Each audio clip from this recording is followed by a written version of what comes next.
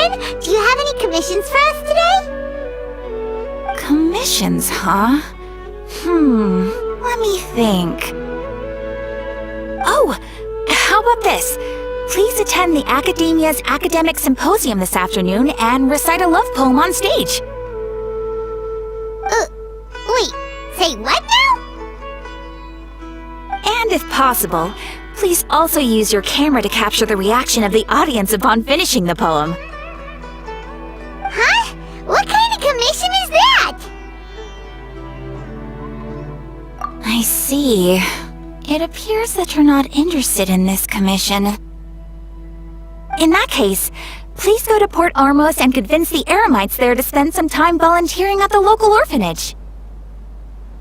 Hey, that's not any better. I'm sure the mercenaries will have some interesting reactions as well. Paimon's gotta ask, just who exactly has been submitting these commissions to the Adventurers Guild? Oh, the commissioner? Well, actually, I just wanted to see the two of you in action. Was it so obvious? I was hoping you would actually take one of those commissions. That kind of chance to observe humans doesn't come by often.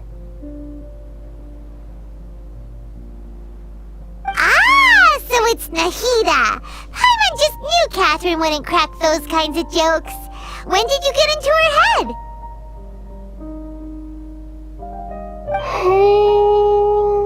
From when she said, "Ad Astra Ad Asosk"?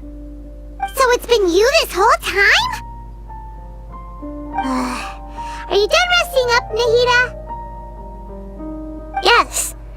I've been sleeping ever since we parted ways, and I even had a really long dream. It was another dream about the Sub-Zero's festival, except it was a happy one. In my dream, I was sitting in the middle of a flower terrace, and everyone in Sumera City was holding hands as they danced in circles around me. They danced round and round, and everyone looked really happy. I also got to sit on a gigantic flower carriage. Ferris, the Knight of Flowers, raised me really high above the ground, and I was throwing an endless amount of Yalda candies at the children. You know, Nahida, maybe your dream is how the Sub-Zero's festival really should be. It's meant to be a joyous time where everyone gets together to celebrate your birthday. Huh? Wasn't I describing a really happy dream? Why are you both looking at me like that? Wait, could this be an example of the emotion known as pity? No, we aren't pitying you. That would only make everything worse. We just don't want you to feel too sad. By the way, have you had a chance to visit Dunyarzad? How's she doing? The Homianis haven't allowed any visitors after the festival, so we haven't been able to check on her. Yes, I paid her a visit right after I woke up. She was resting at the time. Her condition is stabilized. However, since Elazar is a manifestation of the withering on the human body, we can only cure it by finding a way to take care of Irminsul's own withering. But for the moment, our top focus should still be figuring out what the sages are up to and what they're planning. Right.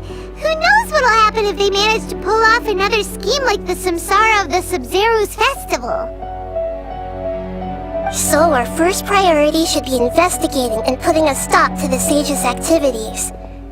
As for how we should pull that off, let's discuss it somewhere else. There are too many adventurers around here. Oh, good point. Sorry, adventurers. We're gonna be borrowing Catherine for a little while.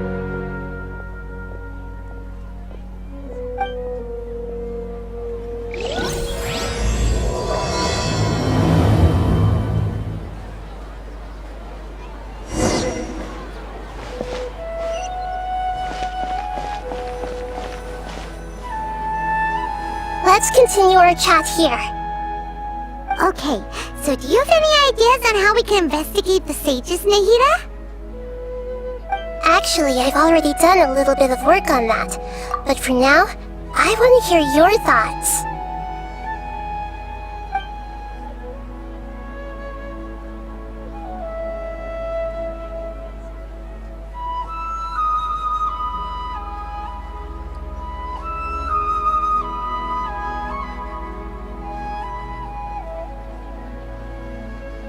No way, that's too risky.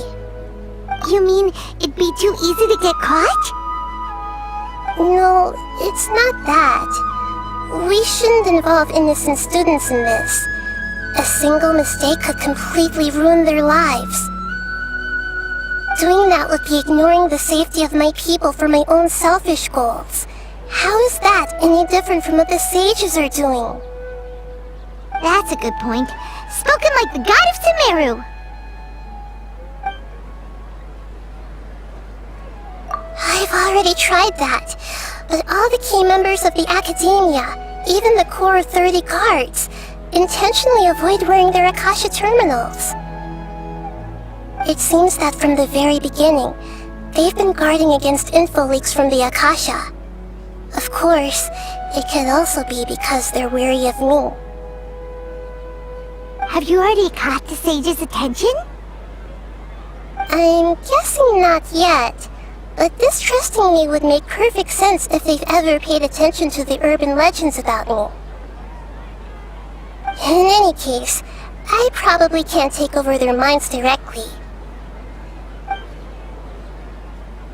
We're in the dark as of now. Since we still don't know anything about their goals, any rash move could tip them off and lead to terrible consequences. After all, every person in Sumeri City is one of their hostages. Are we really out of ideas? Nahida, you're super smart, so you already have something in mind, right? Don't keep us in suspense. Spill the beans already. According to a popular theory from the Vahumana Darshan of the Academia, rejecting impractical motions at the beginning of a planning session will give more weight to the actual proposal. Okay, but aren't you the god of wisdom? You don't have to use that kind of gimmick to make us take your ideas seriously. Well, I've been thinking that if I can't directly possess the leaders, and if I can't get ordinary people involved, then I should find someone who's already involved, but hasn't decided to side with the sages. You're saying we should recruit a spy?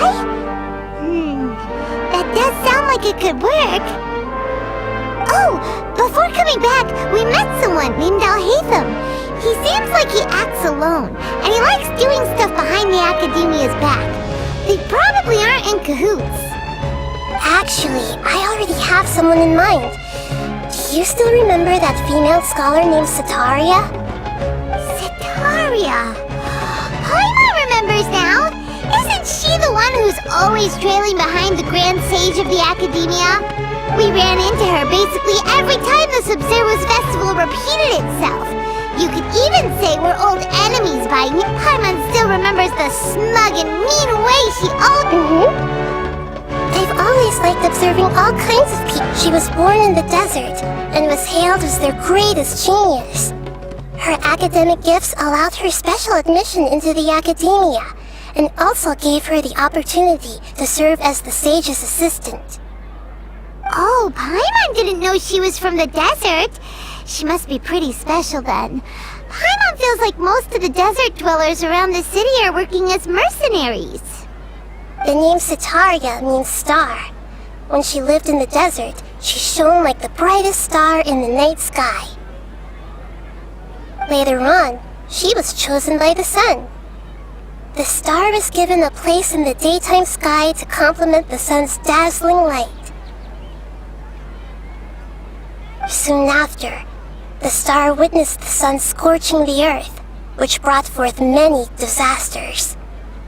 The star began to waver, Instead of staying beside such a sun, wouldn't it be better to return and light up part of the night sky? But in the end, she couldn't give up the radiance of daytime. To cope with her shame, the star buried her guilt and closed her eyes. From the sound of it, Sataria's just hung up on the research opportunities here. But she doesn't really support the academia. She still feels guilty about not doing more for the desert, right? She's just running away from her problems. Indeed. When they are presented with complex moral issues, many people will simply plug their ears and go with the flow until the problem can't be fixed anymore. She's suppressing a lot of guilt, but before she realized it, she had already become the sage's accomplice. She kicked right. We must somehow make her face her problems again. That way, not only can we get useful intel from her, but she can also use it as an opportunity to redeem herself. From my past observations, Sataria will take a day off from the academia every 10 days to do some shopping in the city. Tomorrow afternoon just happens to be a shopping day for her. That'll be our chance. To prepare, let's go check out some of her favorite spots and have a quick chat with a few...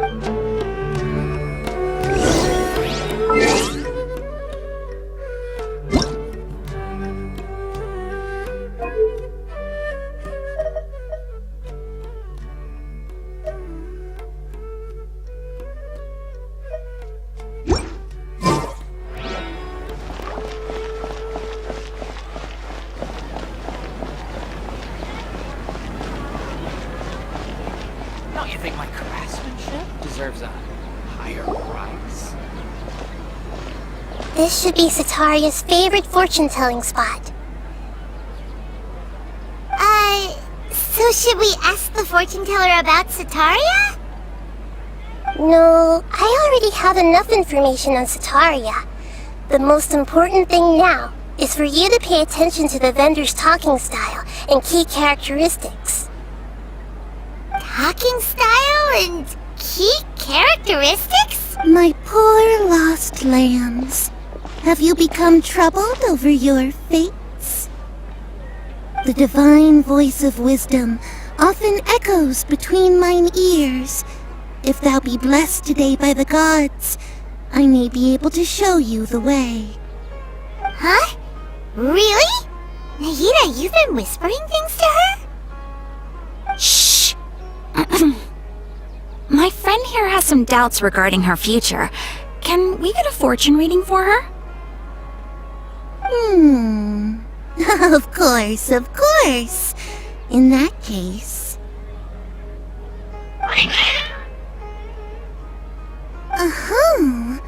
It would seem that Harut and Marut are quite wary of you. Perhaps, at some time in the past, you have somehow offended the gods. Only mocking the god of Animo, questioning the lord of Geo's financial savviness, and brawling with the god of Electro. Do those count? Oh, nothing. Go on, pick an aspect for her to divine. Love prospects? No problem at all. The gods have spoken. The truth shall be revealed. One who is fated to cross your path will appear on...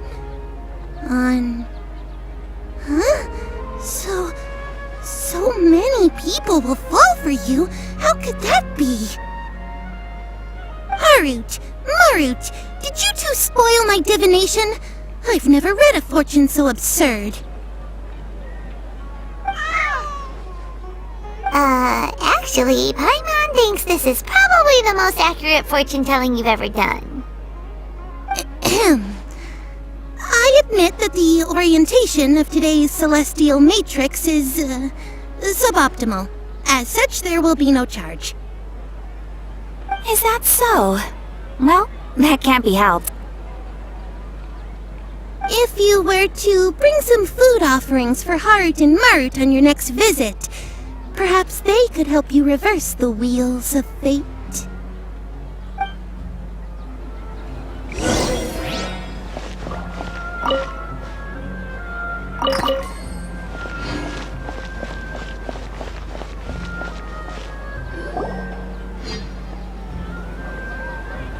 Is this another one of Sataria's favorite stalls?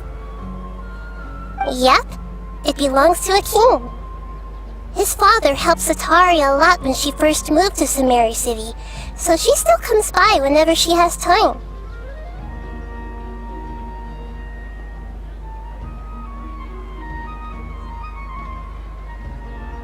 When I start talking with him, listen carefully to the details of our conversation. Ah, dear customers! Would you like to look at some pottery? We caught wind of your great craftsmanship, so we specifically came to take a look.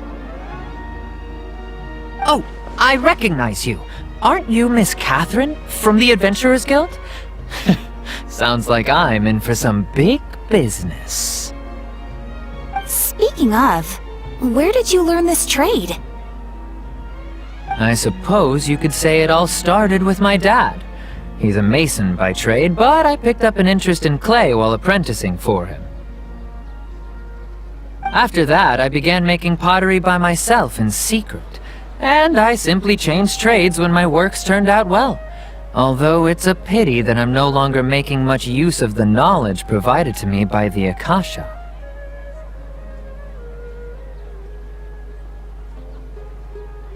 That's nice! You're making a living doing something you love!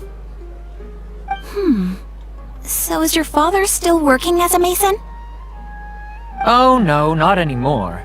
A few years back, he fell from a roof and broke his leg. Since he had already saved enough mora over all these years, he's just enjoying the retired life in Port Ormos nowadays. I see. We wish him peace and happiness in his retirement. I'll have someone in charge of logistics at the guild come by another day for some goods. We'll leave you to it. Take care now. No problem. Rest easy, all our goods are sure to meet your every need.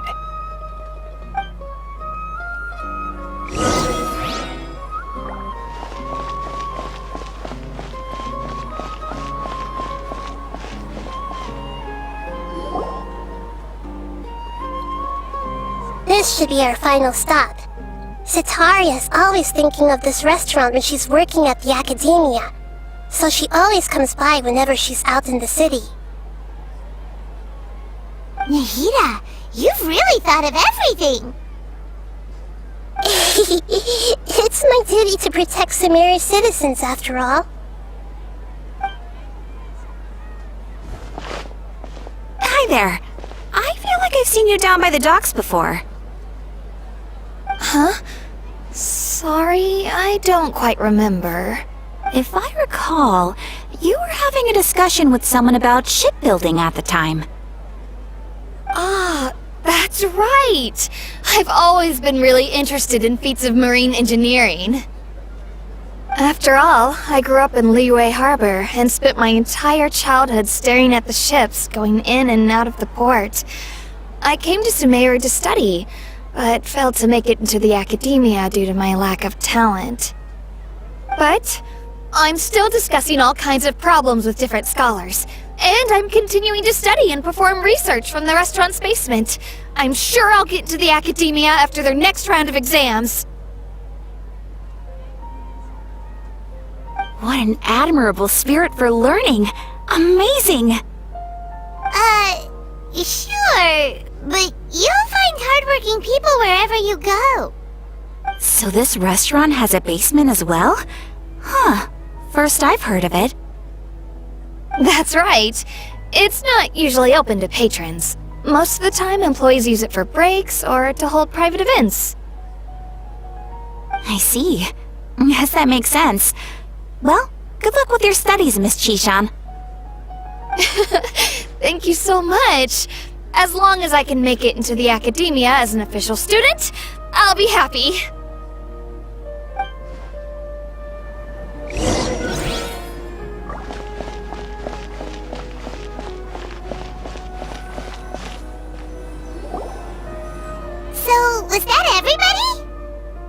Mm-hmm. 3 familiar faces should be enough for Sataria.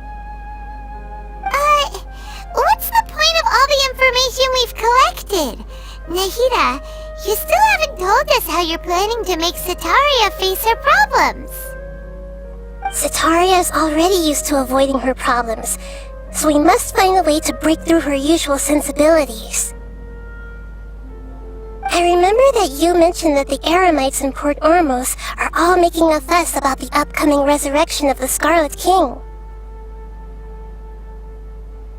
Although it's all just a boatload of nonsense, the fate of her homeland may turn out to be Sataria's soft spot.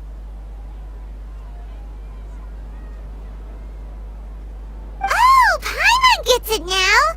You want to take advantage of the guilt Sataria feels about her homeland. Although she knows she should return home to help the people of the desert, all she's done is conspire with the sages. So, how do we set that up? Well, the Scarlet King is long gone, and Sataria is also too smart to fall for any simple tricks. If we simply engaged her under the guise of the Scarlet King's believers, she would definitely be wary of us, and we may not get anywhere. But if we were to borrow some of her close acquaintances to talk with her, her reaction would probably be very different. So, you mean you're going to possess those people we just talked to? Yep. Possess them through the Akasha, imply that they've already converted to the faith of the Scarlet King, and then convey our made-up will of the Scarlet King. As long as everything goes smoothly, we'll get through to Sataria for sure. She'll never guess that we had anything to do with it. So that's how you're going to use all the info we collected on these people. It's so that you won't slip up and break form. Possessing them will only work if you can manage to pass off as them. Exactly. So, best of luck with impersonating them. Huh? Best of luck? But we don't know how to possess anyone. That's no problem at all. I'll just share all their senses with you once I've possessed them. As long as you're also wearing an Akasha terminal, the effect will basically be as if you've possessed them yourself. Huh. That is pretty convenient. But why does she have to do this? Can't you do it yourself? Although I've been observing humans for a while, I've never been good at imitating them. You're not wrong. It's always been painfully obvious whenever you try to pass as Catherine. If it was at all possible, I would have preferred to leave these people alone. But seeing how things are now, I probably should just accept it and push on. Yeah, don't beat yourself up over it. We're only doing this to help everyone, and we'll only be borrowing them for a little while anyway. Alright, then let's give it a go tomorrow afternoon.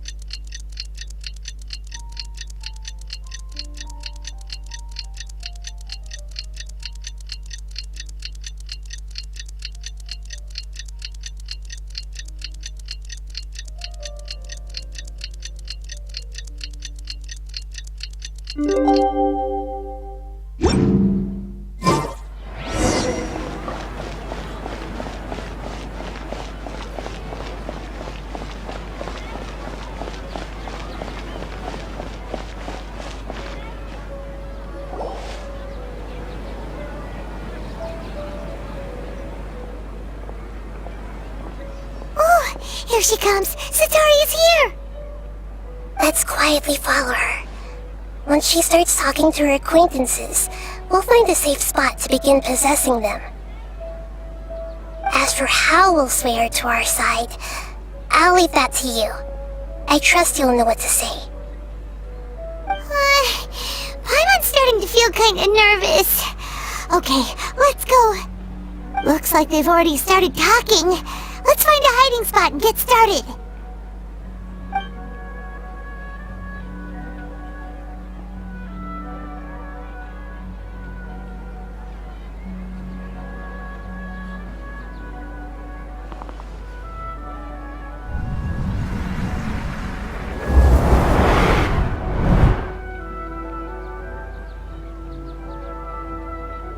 That's right. You really can't force anything when it comes to love. And besides, everyone around me has a very different background and outlook. Are you still listening to me, Nabia? Oh, of course I'm listening. You were talking about troubles with your love life, right? I heard everything you said. Okay then. You just seemed a little distracted for a moment there. Strange. Your cats seem pretty worked up. Is something wrong? I always thought they were quiet, happy kitties. Oh, what are their names again?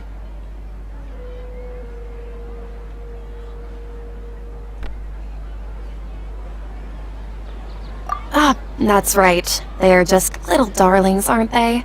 Harut and Marut. So, which fortune do you want me to read for you today?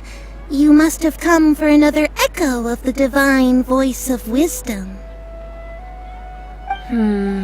I'd like to get another reading on my love prospects, but to be perfectly honest with you, I feel like I've been a real mess recently. A mess? Well, could you do a reading on how long it'll take me to finish my current project at work? I really just want to get it over with. I hear you. No problem at all. The gods will reveal the truth.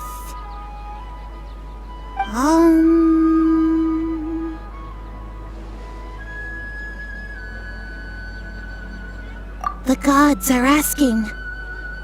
Sitaria, why haven't you gone home? Why haven't I gone home? Do the gods really know everything I've been thinking about? Sitaria, why don't you just go home? It's a demand now instead of a question. The gods seem to be truly upset.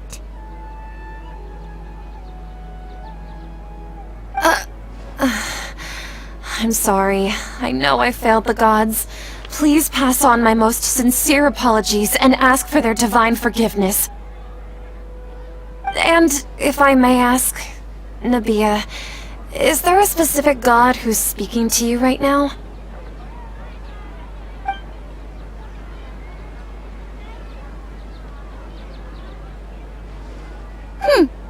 What an inconsiderate and naive question. The god who is speaking to me is, of course, the wisest and mightiest of all, the Scarlet King. The Scarlet King? No wonder he would make such a demand of me. Oh, wait a second. The Scarlet King passed away a long time ago. Even though news of the Scarlet King's resurrection has been spreading like wildfire, it's all just a misinformation campaign from the academia. How can the Scarlet King still exist in real life? What insolence!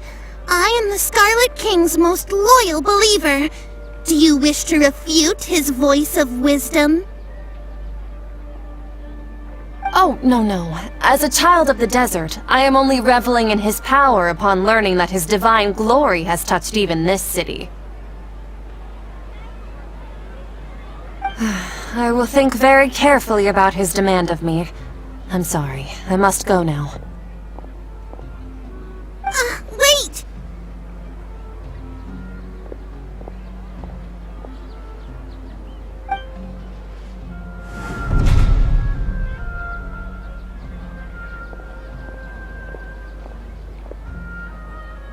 Whoa! She just ran off in a hurry. She looked pretty upset too. Well done. Sitaria didn't seem to suspect anything amiss. To have something she's been trying desperately to avoid show up out of nowhere and berate her, that must have shaken her to the core. Aw, Nahida, it seems like you understand human emotions really well after all. All I know are some abstract Harava-taught theories. And in any case, my time with you has shown a lot of them to be utterly useless. I'm still trying to make sense of everything. Anyway, enough of that. Let's hurry and catch up to Sitaria. He's out of Keem's now, right on cue. Let's get ready to possess him right away!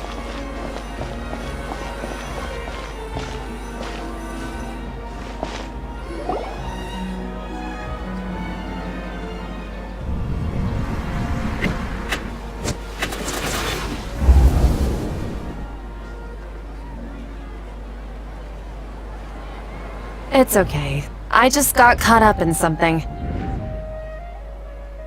Oh, actually, didn't you ask me to help you look for work? What kind of work were you looking for again? Oh, right. Your old man's craft. How could I forget? Speaking of, how's he doing? Is he feeling any better? Huh? Wasn't he nursing a leg injury? If I recall correctly, his strong arms had always been his pride and joy.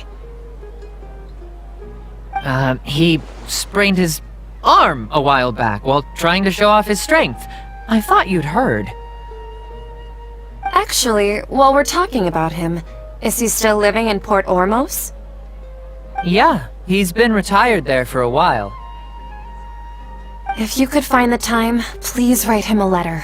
Please pass on that recently, faith in the Scarlet King has taken root in Port Ormos and has begun to spread across Sumeru. He has a quick temper and has always been a devout follower of the Dendro Archon.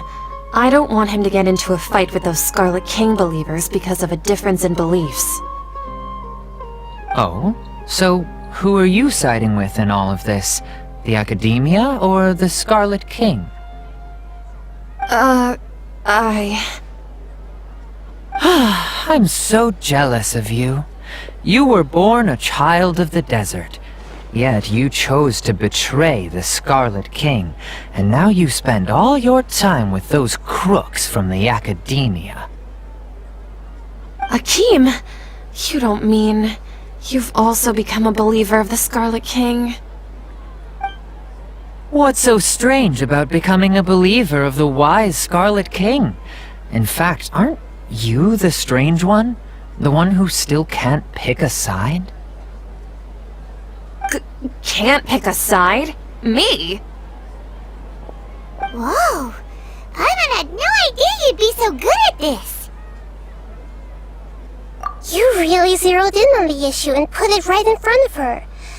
It might feel a bit overwhelming for Sitaria.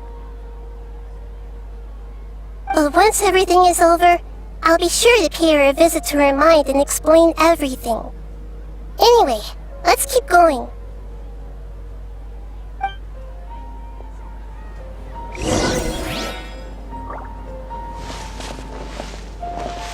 Come on! Sitaria's already started talking with Shishan!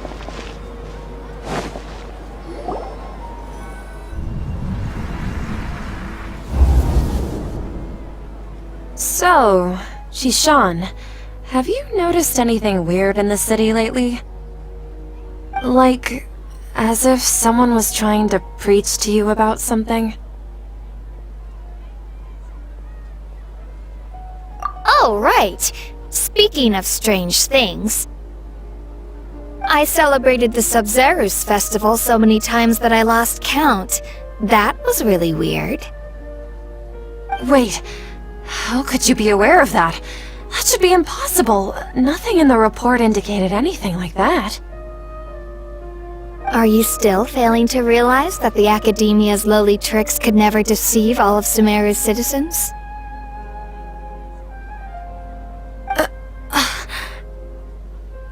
Shishan, don't tell me that you've converted to the Scarlet King as well! What an absurd question. You make it sound like I should be ashamed for becoming a believer of the Scarlet King. In reality, shouldn't you be the one who is ashamed? You, who works side by side with the academia and treated people as nothing more than experimental subjects? Please, please stop!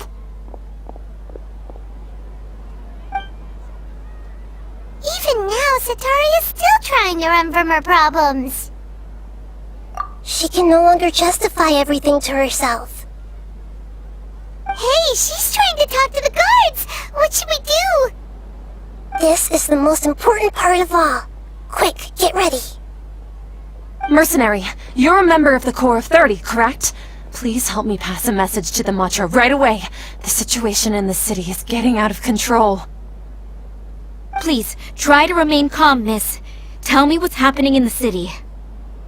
Heretics are infiltrating the city, and they've already converted many residents to their side. Heretics? What kind of heresy are you talking about? The Scarlet King! Many people I know have suddenly started believing in him, but he's long dead. It's impossible. Miss Sataria, nothing is impossible.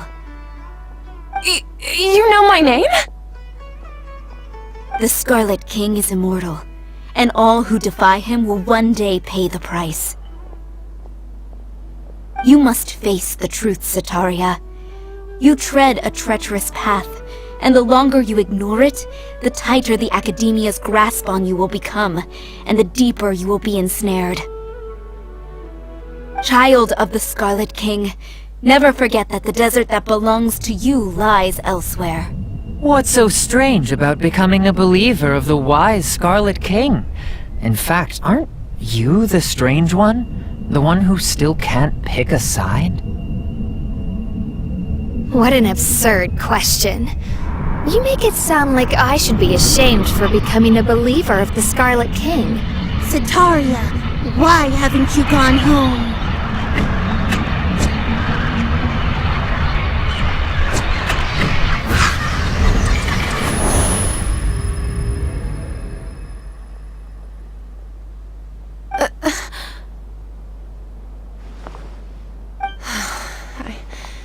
It seems that no matter where I run, I only keep finding more believers of the Scarlet King.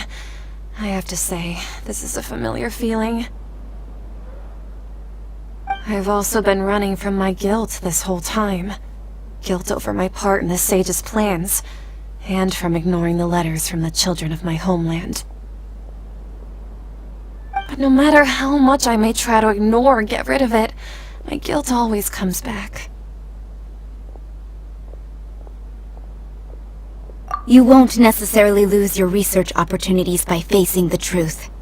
Besides, did you really want to conduct your research while carrying such heavy feelings of guilt? How do you know me so well? Are you truly just a believer of the Scarlet King? Or are you the god himself? That's not important. The important thing is to pass judgment on the Academia and its sages, and to correct their mistakes. If you could provide some assistance in this matter, perhaps it could serve as a form of atonement. I've actually never believed in the gods, but I've always believed in serendipity. Your appearance must be a fated opportunity for me to get out of this wretched situation. Please tell me, what can I do for you? How much do you know about the sage's current activities? I was just one of the designers for the massed dream harvest scheme, which is what happened around the Sub-Zeru's festival. But I know very little about the full scope of the overall project. I'd assume that only staff with the highest clearance would have access to those confidential documents. I've just been working to meet the Grand Sage's specified requirements. However, there's something that's been really bothering me. I heard that a scholar who was previously expelled has returned to the city, and even the sages are still quite wary of him.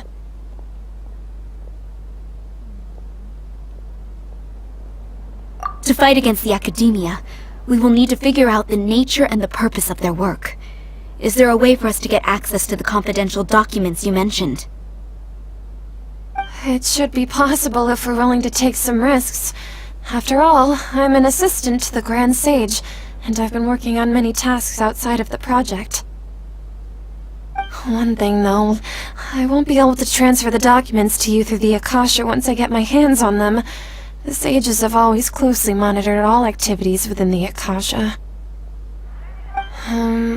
Let me see... let's use the most primitive method. Send someone to pick up the documents tomorrow evening at the Academia entrance. The Academia entrance. Wouldn't that be too conspicuous? Don't worry about that. I assure you, this won't be a trap. I'm only suggesting this location because it'll draw more scrutiny for me to leave the Academia again. It'll be safest for me to distract the guards long enough to hand you the documents. Alright, I trust you. So, if I were to successfully complete this task, would it mean I've atoned for my wrongdoings? That'll depend on the judgment of the Dendro Archon. The Dendro Archon. That's right. Her people are the ones we have endangered. As the God of Wisdom, she's also the one responsible for judging and guiding the scholars. Maybe it's time for me to find a god to believe in. Just as Nahida predicted, we've managed to bring Sataria to our side! The Traveler's execution was ingenious. She's the one who deserves all the praise. Well, now that we've made plans to meet again tomorrow evening, all we can do is pray for Sataria's mission to go off without a hitch. Hey, but if we're going to pray to the gods, aren't we just praying to you? God of Wisdom and Guardian of the Scholars? No. The truth is the true Guardian of Scholars. I've always believed that. Anyway, let's meet again tomorrow evening at the Adventurers Guild.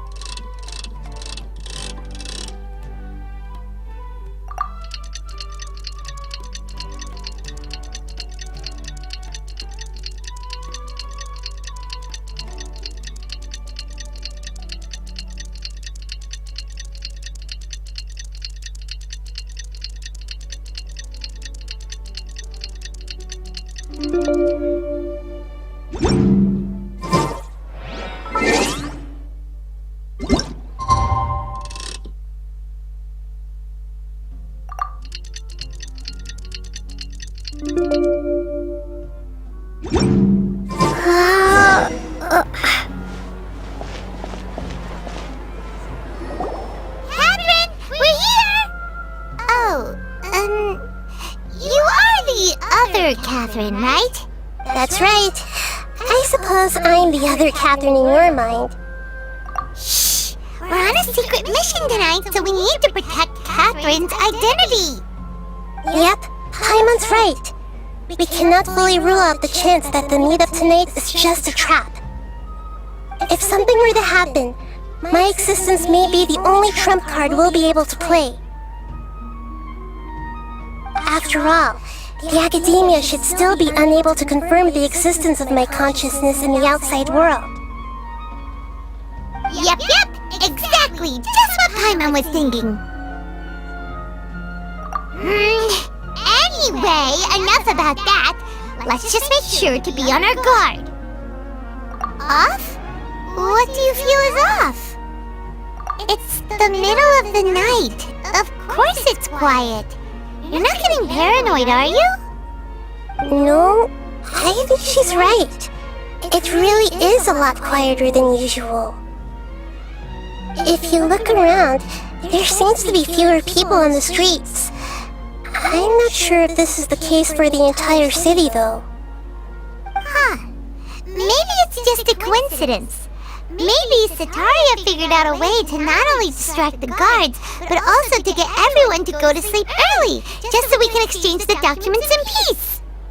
I also can't quite figure out why things feel a little off. But now that we're here, let's go ahead and meet her as we planned. Well, regardless, as long as you're here with us, Paimon feels a little safer.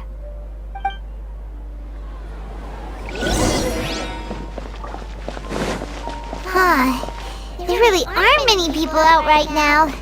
Let's hope it'll be this quiet in front of the academia, and that Sataria managed to distract all the guards.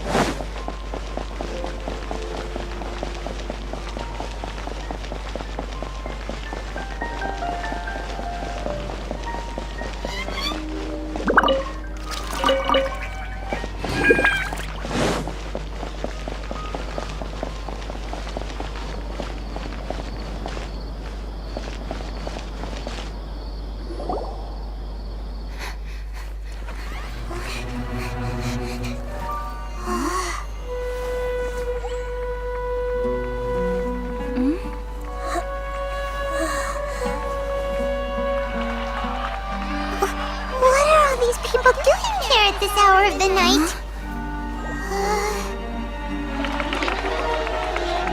Ah, the triumphant hero returns at last. And to a rather spectacular welcome, even if I do say so myself. You're the outcast, expelled from the academia. Indeed I am. Although these days they tend to call me the Doctor.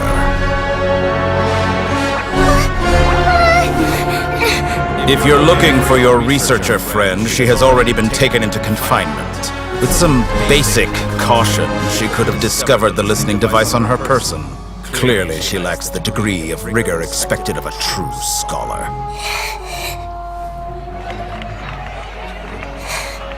The people of Sumere City!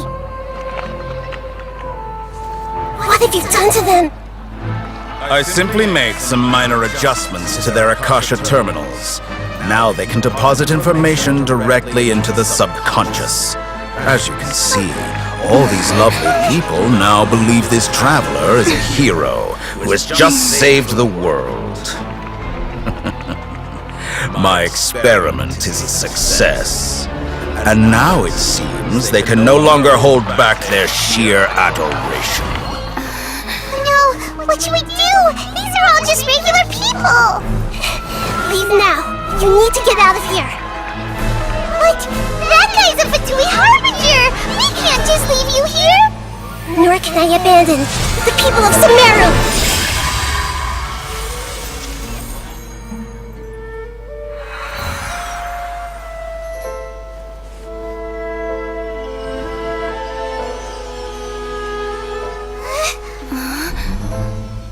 Don't worry. We'll meet again outside of the city.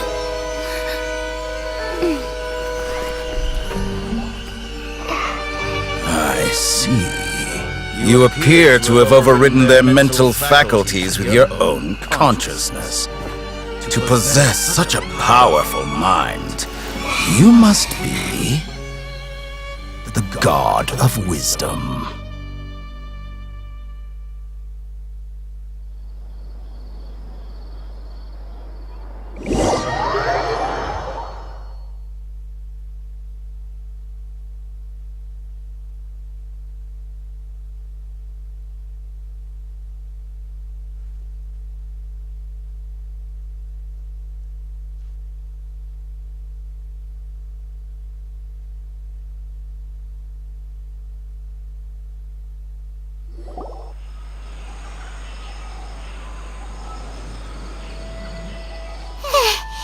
This should be far enough. Paimon needs to catch her breath first. Is the heater going to be okay? We only made it out because of her. Paimon wasn't counting on running into a new Harbinger here, let alone such a high-ranking one. That guy was number 2. So scary. He called himself the Doctor.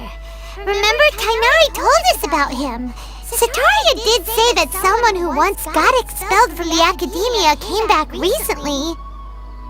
And that even the sages are wary of him. Yep. Sounds like she must have been talking about the Doctor. Yeah. Now that the Doctor's in the picture, we're no longer just dealing with the Academia. They're in cahoots with the Fatui.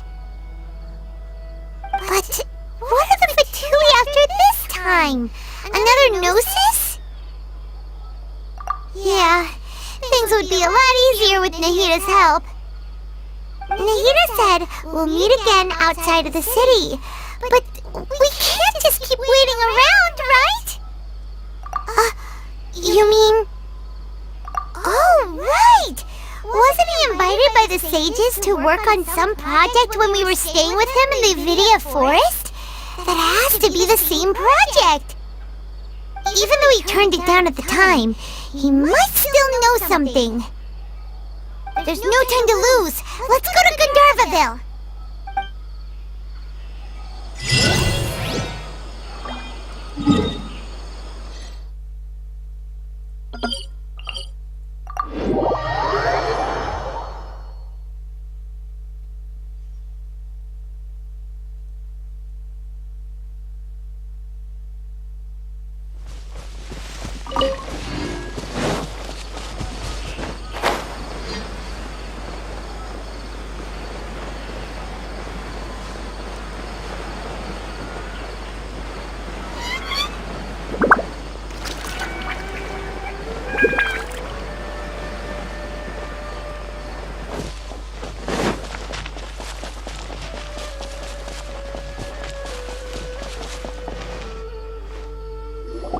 Hold it right there!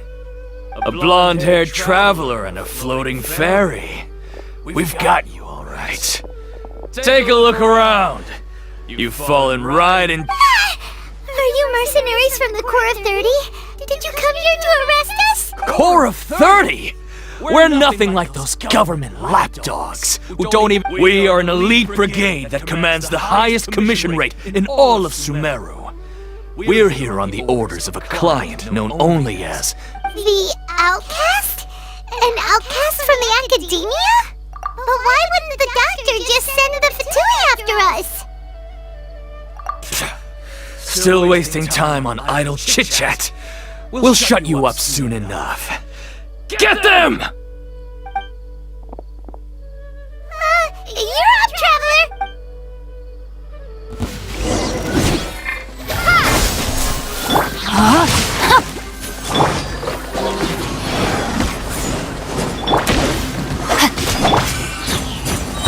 Solidify! Take that! Think you can get away? Take that! Scatter!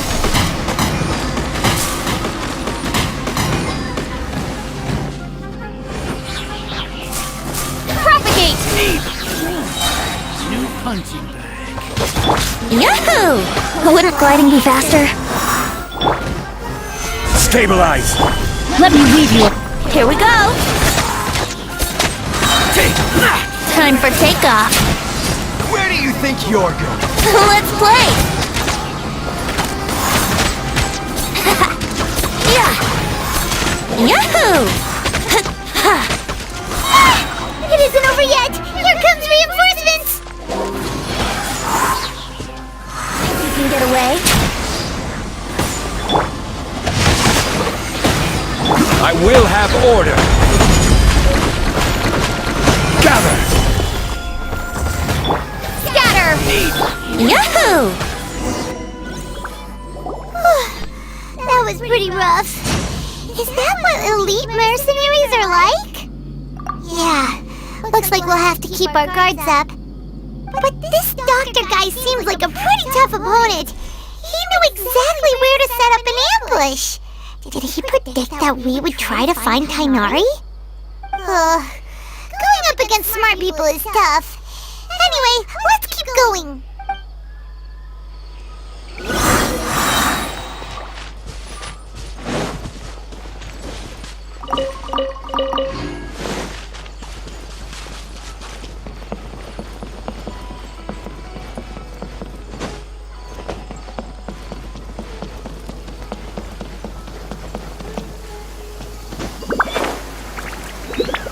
Let's go jumping in puddles and see who can make the biggest splash!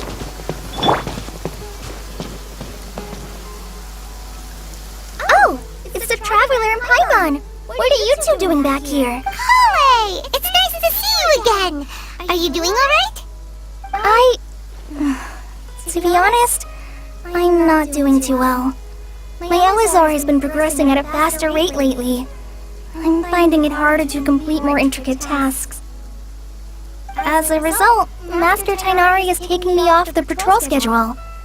He will only allow me to stay here and coordinate other people's tasks. Oh, Chloe!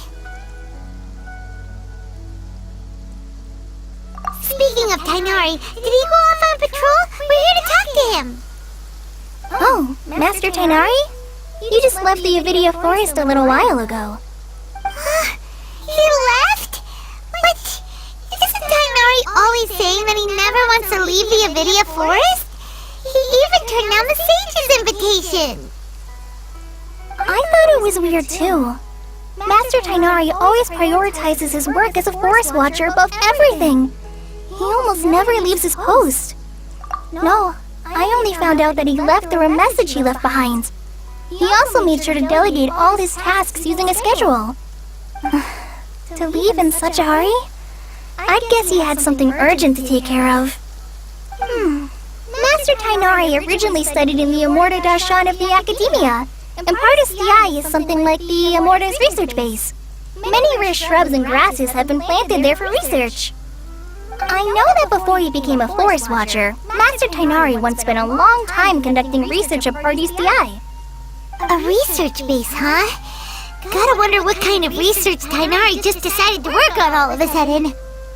Oh, we don't have a lot of time, so let's go look for him at Partis Di.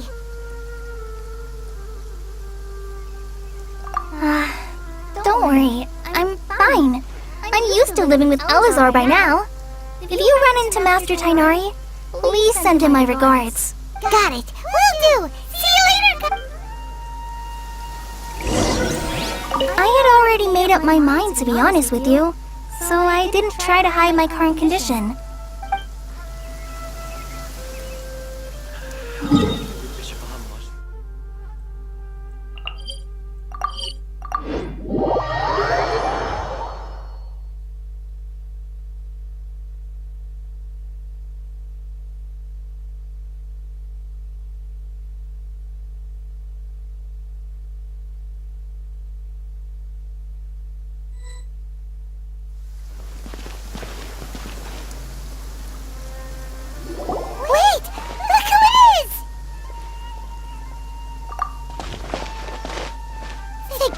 You're okay. They were so worried about you.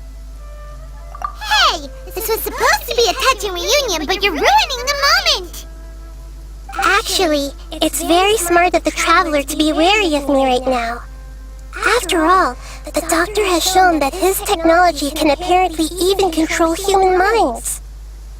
Plus, it's not like you could have known what happened after we split up and I was facing the Doctor by myself.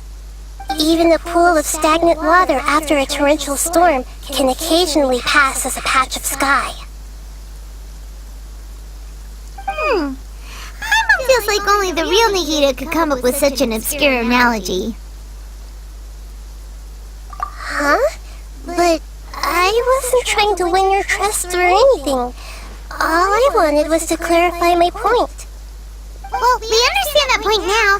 Please, Nahida, tell us more about what happened. Are those poor people alright? When you left, I was still in the middle of restoring everyone's minds. Thankfully, when the Doctor mentioned depositing information into the subconscious, he didn't mean engraving information into their minds. Instead, he did something closer to creating hallucinations. That was still within my power to fix. Luckily, I managed to finish my restorations and mind jump away from him just as he was about to capture me. What a relief. The Doctor sure pulled out some hidden cards, but good thing we had Nahida with us. I wouldn't be relieved just yet. I gave away my true identity when I restored everyone's minds, which means we've lost another one of our trump cards. Also, the doctor is already an expert at modifying Akasha terminals. Maybe it's only a matter of time until he captures my consciousness inside the Akasha. Would that mean you'd no longer be able to jump between minds? Then how do we stop him? He's still at the academia, so it's possible he already started messing with the Akasha. Ugh, it feels like he's toying with us. What a nasty piece of work. Plus, the doctor's combat ability alone is apparently enough to make him worthy of being number 2 of the Fatui. We shouldn't give up hope just yet. Let's try to find another way to attack this problem. Actually, Yahida, how did you know we were trying to get to Party's DI? Have you been waiting for us? Yes, I have. I can see the traveler's elemental energy, so I deduced your destination by looking at the direction you were moving in. You didn't come here for sightseeing, right? Did you find any leads? We're looking for a scholar we know. His name is Tainari, and the sages once tried to reach out to him. Why don't you come inside with us and see what we can find? Okay, let's just hope we won't get him into trouble.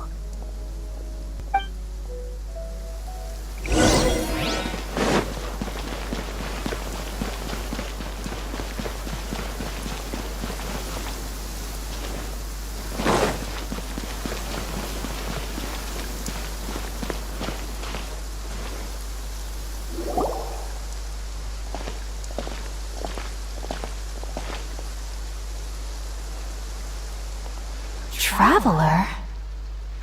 It is you! The voice! It's Hypatia! What a pleasant surprise! It's so nice to see the two of you again. Who's this? She's a scholar we met in the Avidia Forest. When we last saw each other, she was still training in the... what's it called? Satyavada life? Oh, I see. That's right, we're old friends. You've come at just the right time. Ever since I've come here, hardly anyone has even talked to me. Hypatia, you're way too excited about this. Actually, for you to leave the Avidia Forest means... you're not in training anymore? Wait, no. Did you already finish your training and reach Paripurna life? What do you think? My consciousness has already managed to make contact with the divine. You did it! Congratulations! It's so exhilarating to share this sublime joy with others at long last! When my consciousness made contact with the gods. What a supreme and unparalleled experience that was! That sounds incredible! Oh, all right. Actually, please wait. I haven't forgotten my promise to you. Remember? I promised to help you understand what you saw from Irminsul once I gained deeper insights.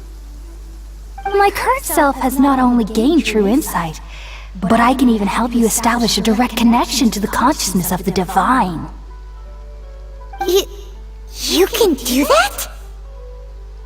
I've never heard of anything like that, but if you want to give it a try, I'll do my best to protect your consciousness during the process.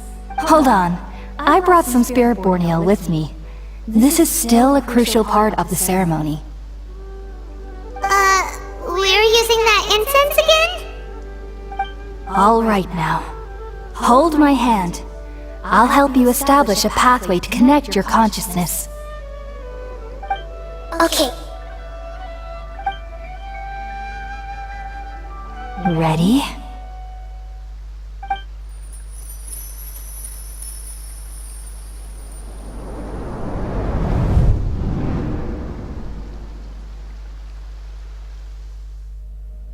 It took 3 betrayals for me to finally understand.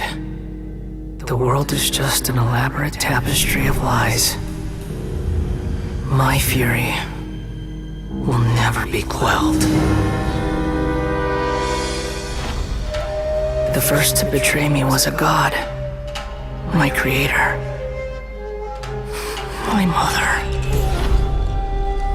valuing strength above all. She saw no worth in me and I was discarded. The second was a human. My family. My friend.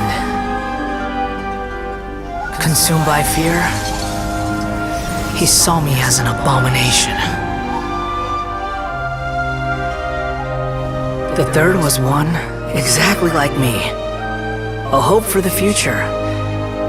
A fledgling barely out of the nest. Powerless before his mortality, he broke his promise to me.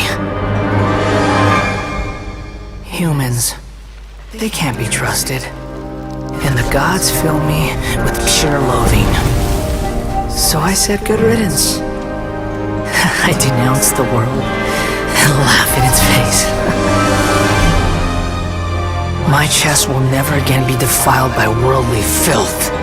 I will scrub away every last trace of human emotion.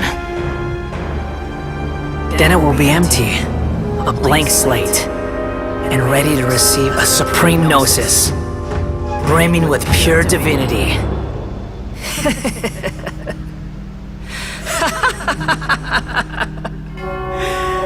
There is no need to fear. The pain will be brief. Your era is coming to an end.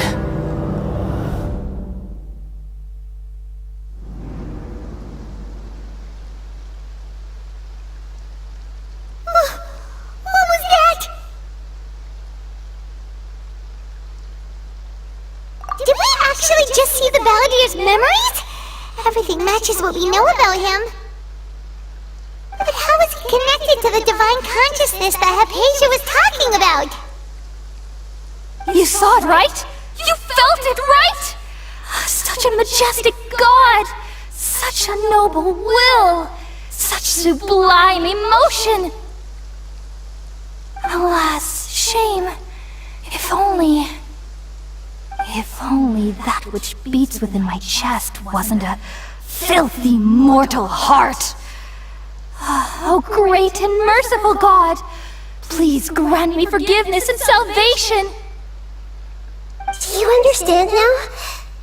I'm afraid this is no periportal life, but rather... Ah! You! Why are you so mean to me? Why is everyone hiding from me? I found divine wisdom. Shouldn't I receive praise and honor? Haven't I uncovered that light in the darkness? Hypatia? That's how I always thought everything should be. Wait. Have I already lost my mind?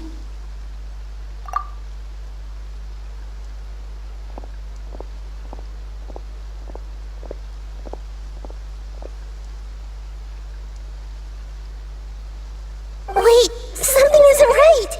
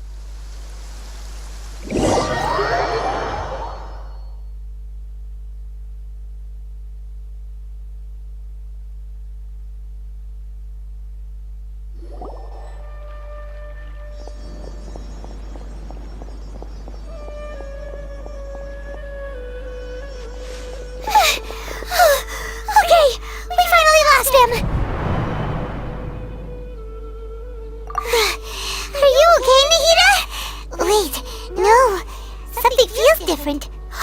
You're back! Oh, the Traveler's back? Nahida was controlling your body for a while. It seemed like she jumped over to you as an emergency measure right before the Catherine puppet was destroyed. After that, Tainari heard the commotion and came over. He helped us defeat the mercenaries and then he ran with us all the way here.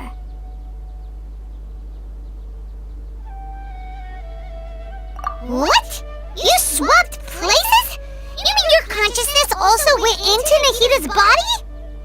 Wait, then where is Nahida's consciousness? Where is she now?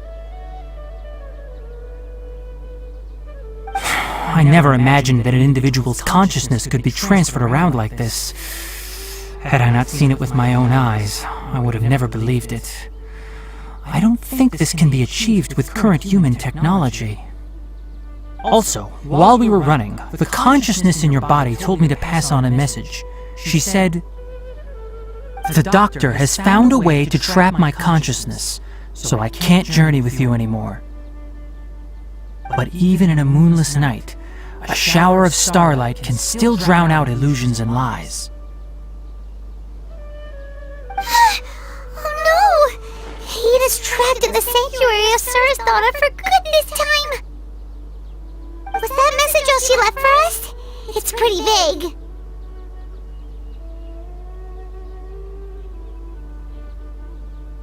Oh, that makes sense! Since the doctor captured her, she won't be able to say anything without him knowing! She's being extra careful. Even in a moonless night, a shower of starlight can still drown out illusions and lies. Huh. Paimon knows the moon illusions and lies are from the alchemical divination at the Sub-Zero's festival. Didn't Nahida use a starlight analogy before? It had something to do with Sataria. Oh, that makes a lot of sense. Huh. Do you think Nahida was telling us to go find help in the desert? But she isn't with us anymore. Think we'll be okay? Paimon, you said Sanctuary of Surasthana. Does this mean that this Nahida you're talking about, the consciousness who is occupying the Traveler's body, is the Dendro Archon? Your guess is correct, but the situation's a bit complicated, so it's really hard for us to explain right now. That's all right. A scholar's curiosity doesn't need to be appeased right away. As for the complicated nature of the situation, safe to say I have witnessed that for myself. I've spent some time with you, and it looks like the Dendro Archon's also on your side, so I trust you. Thank you, Tainari. Oh, actually, we came here to ask you a question. What do you know about the project that the sages have been working on? Ah, that. While I was indeed invited to join that project, the sages were always secretive about its scope and goals, so I eventually declined. All I know is that that project has something to do with the restoration of Irminsul. Huh? Did you see something when you were in Nahida's body? What? Do you have any evidence?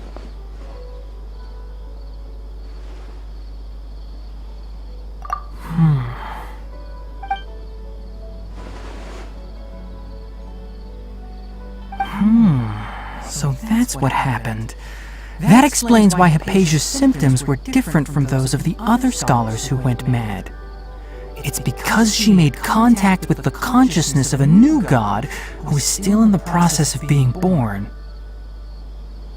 Tainari, did you leave the Avidia Forest because of Hypatia? I did. I noticed Hypatia's mental anomalies, but since her symptoms were rather atypical, I secretly took her to Pardes Dii and began searching for a way to return her to her normal self. If I didn't take action, Hypatia would have already been taken by the Matra to the desert, doomed to a life of exile at Aru village.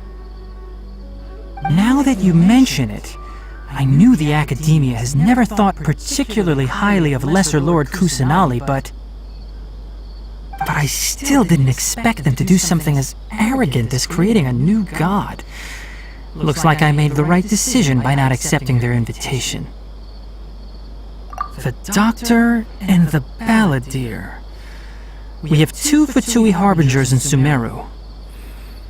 Sounds like we're in for a bad time. From your description, I don't think they've completed their project. There may still be room for us to intervene. But then, what is the connection between creating a new god and restoring Irminsul? Yeah, it feels like we're still nowhere close to figuring out the Sage's goals. Right, we've pretty much gone over everything we need to know, so we should head out. How about you, Tighnari? What are you going to do? I'll stay here for now. I still want to try a few more things to help Hypatia. If you're planning to go into the desert, start by heading for Caravan Rabat. That'll be your fastest route. Come find me here if there's anything else I can do to help. May the spirit of wisdom go with you. Thanks, Tighnari. Hopefully Hypatia will feel better soon. We're off then.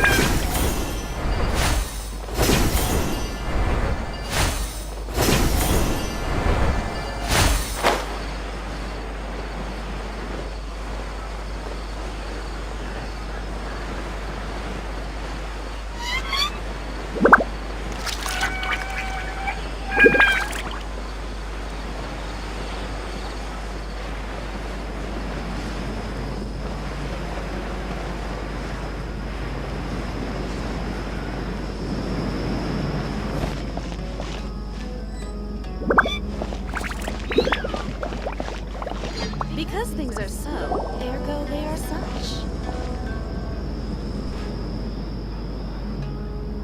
We finally made it to Caravan Rabat. It's pretty lively here. So, just past this wall is the desert, huh? Oh, wow. Paimon remembers hearing people call this the Wall of Samiel. It's made to block sandstorms from the outside. Oh, if it's this tall, it's gotta be the divine work of Greater Lord Rukkhadevata, right? Enough gawking. Come on, follow me. Huh? Over here. Oh, Haven went that way! Let's hurry up and follow him. Wonder what he's up to.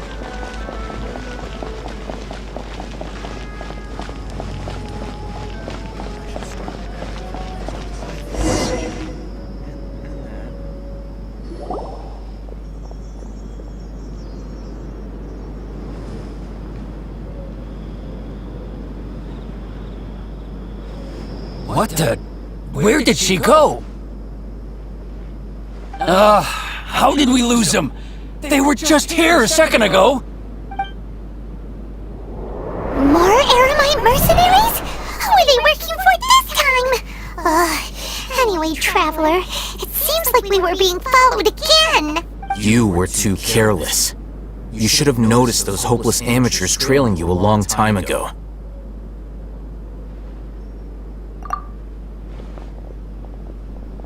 There's no need to thank me. I've never cared to keep track of personal favors. All I did was correct a mistake I happened to come across. It's a habit I developed at the Academia. You really gave Paimon a scare, Al-Haytham. We never thought we'd run into you here. Last time we met at Port Ormos, didn't you say you were going back to the Academia? Wait, don't tell Paimon that you're here to take us back on their orders! Oh, so you've already landed yourselves on the Academia's hit list. I can't say that I didn't expect it. However, had I wished to turn you over to the Academia, don't you think you'd already be the Eremites' honored guests by now? Oh, right. You do have a point. I have no interest in running errands for that project. As a scholar, I've always belonged to the camp that promotes researcher autonomy. And these days, you're more fascinating than anything the sages can offer. Not quite. To tell you the truth, I'm still investigating the Divine Knowledge Capsule. Unfortunately, I've run into some difficulties. Everyone says the capsule originated in the desert and was eventually moved to Port Ormos. If I am to get to the bottom of this, I must understand how the capsule first came to be. Which brings me back to you, and why you're so interesting. The leader of Ain al-Ahmar used the Divine Knowledge Capsule right in front of you, and upon seeing him, your expression became perplexed, and you were lost in thought for quite some time. To have that kind of reaction, I think you must have realized something. Al-Haytham, you really have a ridiculous eye for detail.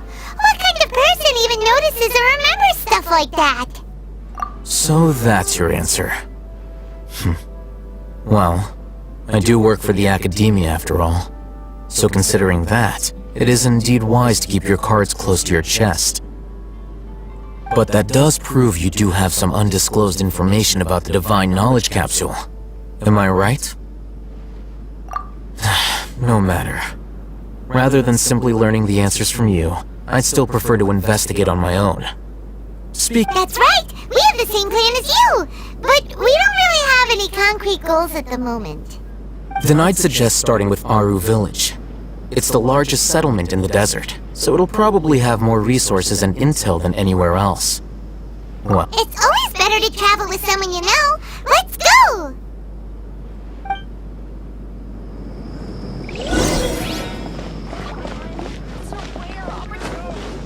Let's go check it out.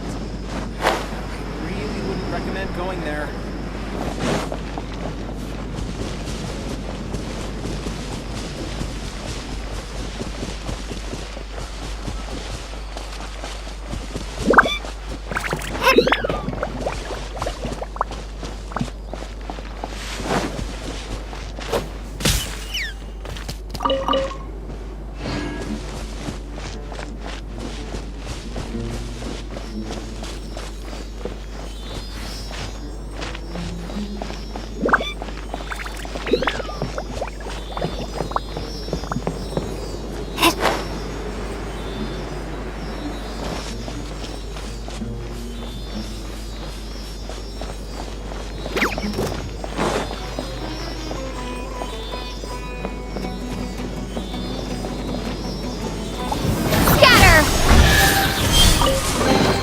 Is this an answer from... Stabilize! Time for takeoff. Rain outlines your fate.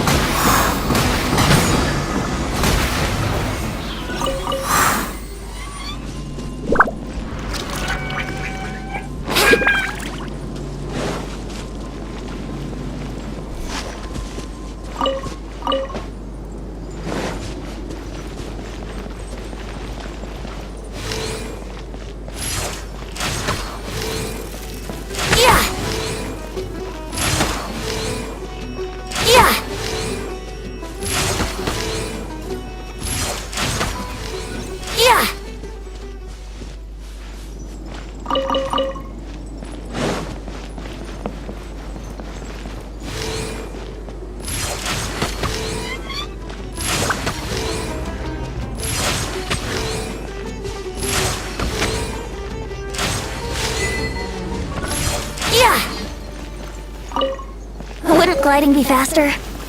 Let's play!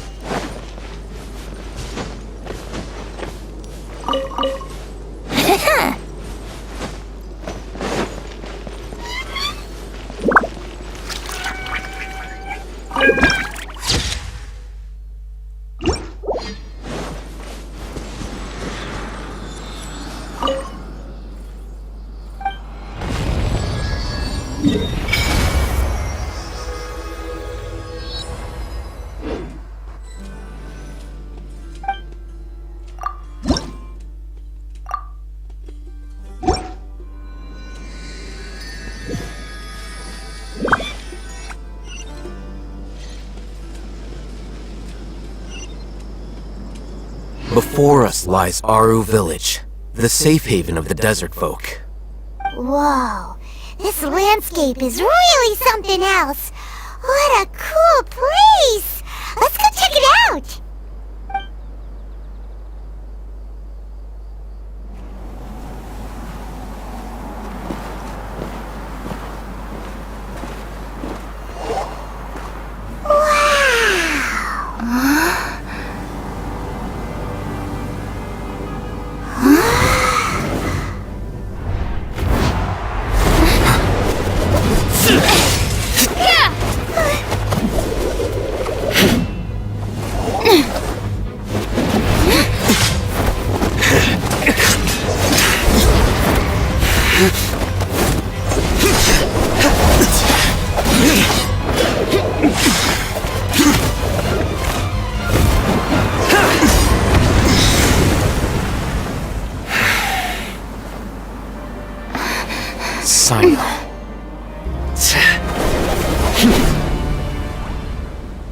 Unless my memory fails me, we have barely spoken 2 words to each other before now at the Academia.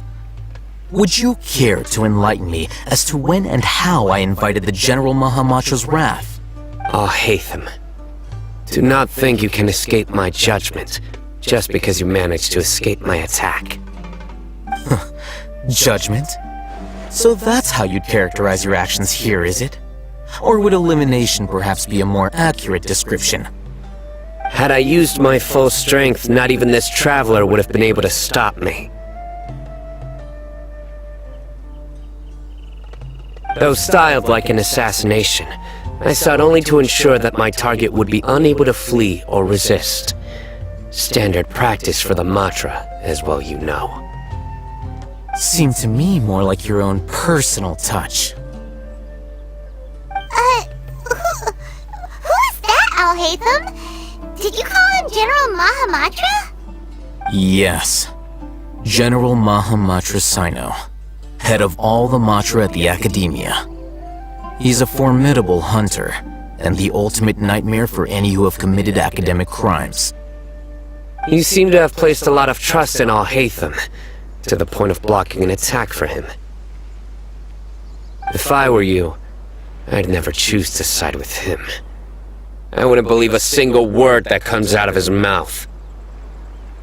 I have been pursuing this scribe for a long time. I urge you, stand back and do not seek to defend him any longer. Otherwise, there will be consequences.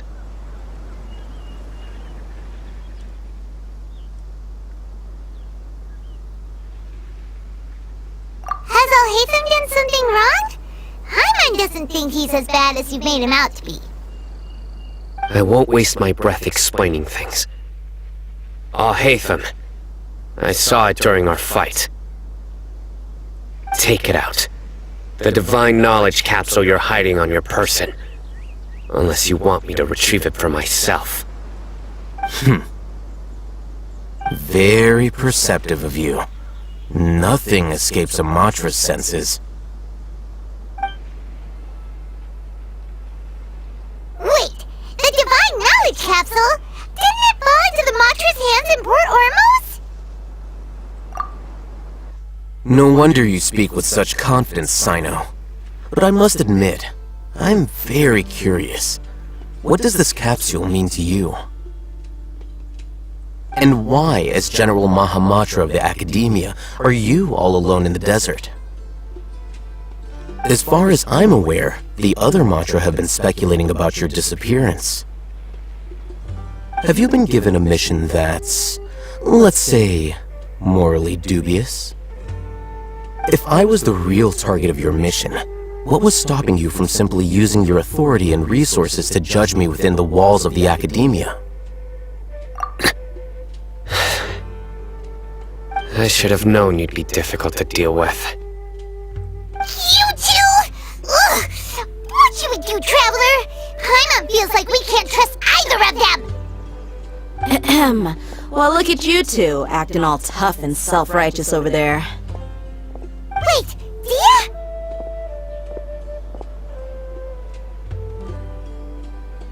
Great! Finally, someone that we can trust!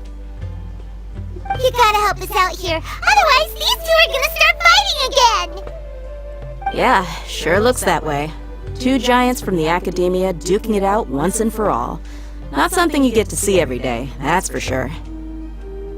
Listen, I know you academic types love to fill up your big brains with self-righteous morality and lord your empty rules and virtues over each other.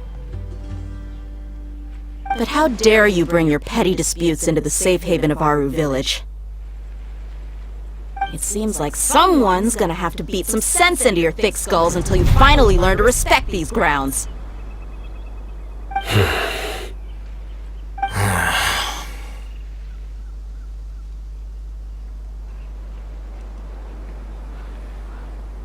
Hey, did either of you hear a word I just said?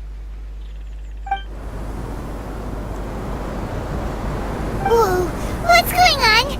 The wind's so strong! Is this a sandstorm? Paimon's gonna get blown away! Shh, another sandstorm? What's up with these recently? Hey! All of you, over here, quickly! We have to take cover! Someone's calling for us! Oh, this wind is too strong! Let's get over there! That sounded like Candace. Come on, you two! Jeez, are all of you Academia folks such hard work? Move it! All right, stop yelling.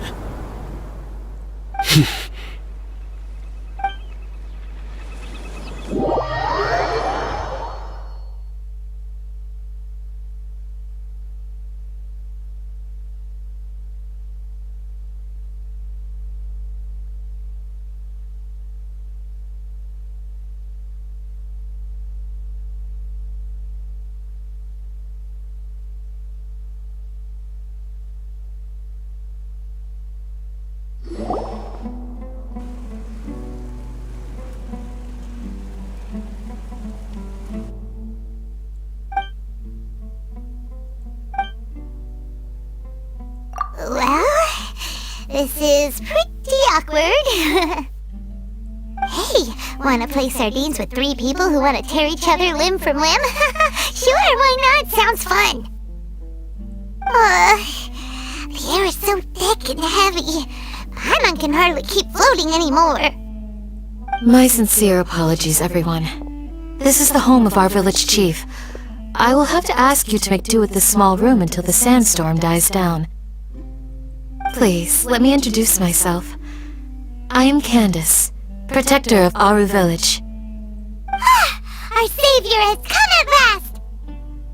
Nice to meet you, Candace. The name's Paimon. Thank you so much for helping us. There's no need to thank me. It's only right to help each other when the weather gets rough.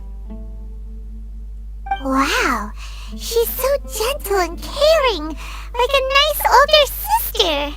Unlike those guys over there. All right. Now that we're all better acquainted, we should return to the topic at hand. As a guardian charged with the responsibility to protect my fellow villagers from harm, I was observing your conflict from afar, even before the sandstorm started.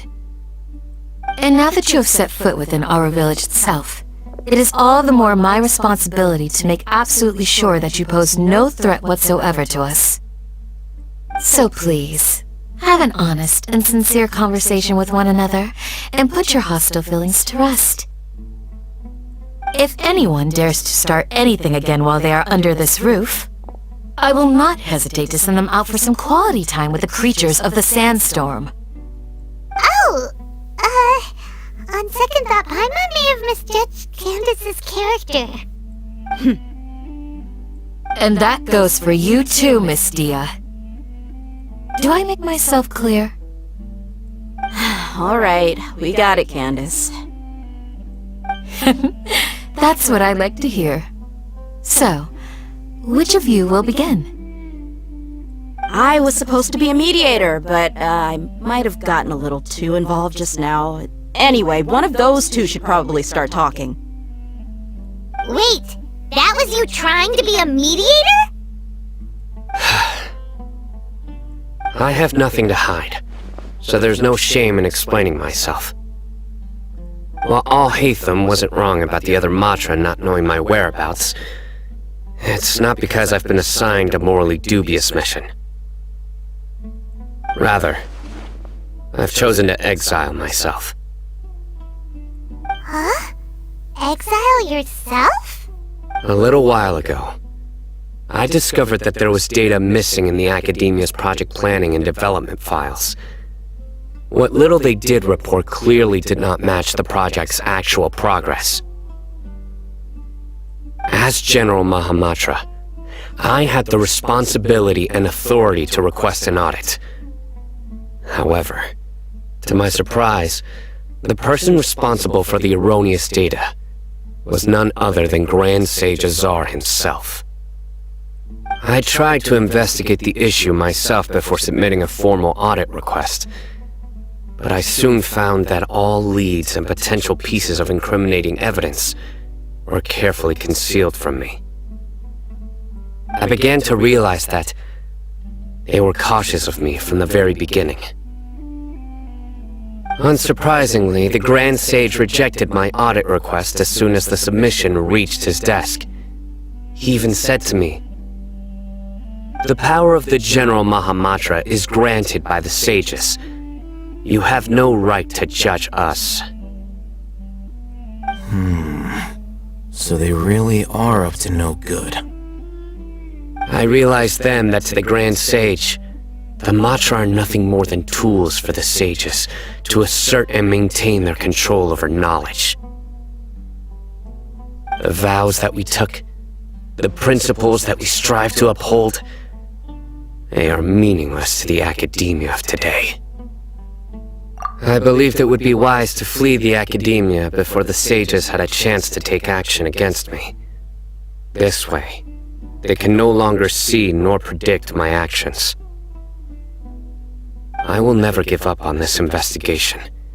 There's no need for someone else to give me power or authority. Once I find the truth, I will administer judgment by my own name. Sino seems to have the same goal as us. We're all investigating the sages. Plus, now that he's no longer the General Mahamatra, he somehow feels a lot less scary. Well, Sino, if that's your story, then why did you see Al-Haytham as a target? When I was investigating the matter in the Academia, I overheard a conversation between Al-Haytham and a sage. The sages asked you to investigate a blonde-haired traveler. Do you dispute this, Al-Haytham? What? Like many parts of the project, this assignment was undocumented. Now throw in your suspicious behavior with the Divine Knowledge Capsule, and I think we deserve an explanation. Yes. I was indeed tasked with investigating the Traveler. Al-Haytham! After all, the promised reward was so great that hardly any scholar could have refused. The sage told me, once you've completed this assignment, I can give you a glimpse of divine knowledge. A most enticing offer. Unfortunately, those academics don't know me at all. Their words contained one key piece of information, namely that divine knowledge indeed exists. That gave me all I needed to know. From my perspective, the sages are far from trustworthy. Think about it. Isn't it a little strange they're so willing to share divine knowledge with anyone, even as a reward? So, I began my own investigation following the lead of the divine knowledge capsule. In the end, I realized my wisdom in committing to this rather than collaborating with the sages. Had I been less guarded, I probably would have ended up like that Ain al-Ahmar mercenary, incapable of remaining sane for long enough to hold a conversation. You mean that the sages originally planned to dispose of you, using one of those capsules that drive people insane? I'd already given up on the assignment by then. I only told the Academia I was waiting in Port Ormos for you to appear so they wouldn't suspect anything. So it came as quite a surprise when I encountered my erstwhile target while investigating the divine knowledge capsule. Criminals do love to talk about coincidences. Even though I ran into the Traveler by chance, I had no intention of providing assistance to the Academia. Also, you should remember, you were the ones who decided to follow me and strike up a conversation after I left that tavern. That's true. Al-Haytham helped us out at Caravan Rebat as well. Maybe he's telling the truth. I'm willing to apologize, if that's worth anything to you. I took the Divine Knowledge Capsule behind your back because I judged its existence to be a significant risk. I felt that it would be best for no one to interact with it before it had been properly studied. After all, curiosity often proves to be the most dangerous thing in this land. You should be well aware, Scribe Al-Haytham, that curiosity can also lead you to danger and suspicion. Answer me this. Did the sages share any information about their project with you? Have I not made myself clear? You and I are both distrusted by the Academia. Do you really think they would tell me anything? Fine. Although you haven't completely proven your innocence, I won't regard you as an enemy, for now. As you wish. Good. I'm glad to see you two clearing up your misunderstandings. And now you, Dia. I believe it's your turn. Oh, sorry. Whatever the boys were talking about must have been so boring that I spaced out. My situation is pretty straightforward. My employer, Dunyarzad of the Homayani family, is friends with the Traveler and is currently recovering from her illness at home. I had nothing going on, so I decided to return to Aru village for a visit. I was actually looking forward to a pretty exciting time getting back together with everyone here. But then I saw these two random guys in the middle of a pointless argument. It ticked me off, and things went downhill from there. Is that all? Well, I will admit that definitely sounds like your style. In that case, welcome back, Dia. That's more like it. I missed you all so much, Candace. Whoa! What was that sound? No need to worry. Now that you're no longer at each other's throats, please make yourselves at home. I'll take a quick trip outside to clear out some of those creatures in the sandstorm.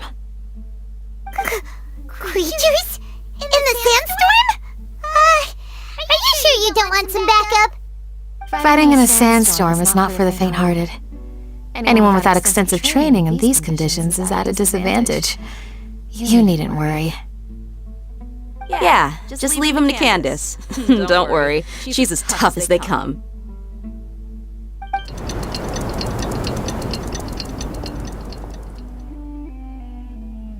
The wind's died down. That means the sandstorm's over, right? Candace still isn't back yet, though. Is she alright? Maybe we should go out and check on her. When you put it that way, even I'm starting to feel a little worried. Alright, let's go. We've been here long enough, and the boys are as chatty as the floor.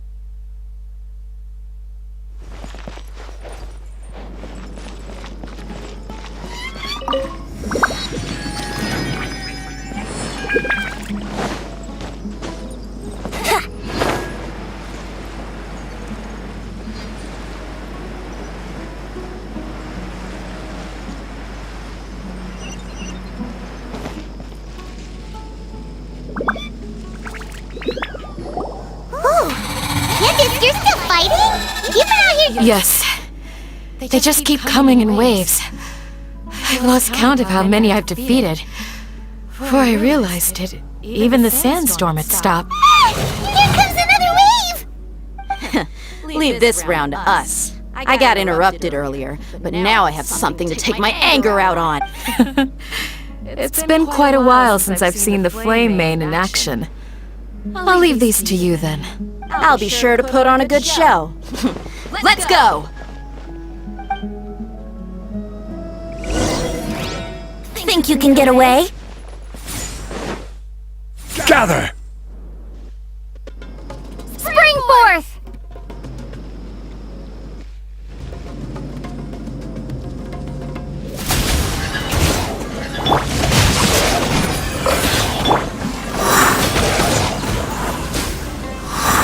This is order!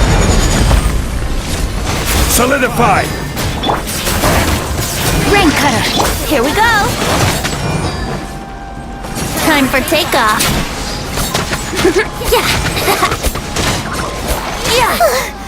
Here comes another wave! When are they ever gonna let up?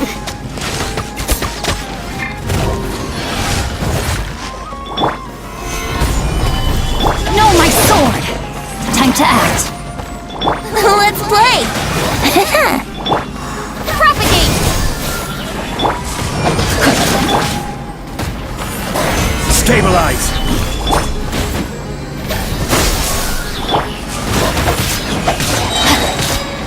Witness the power of the whack!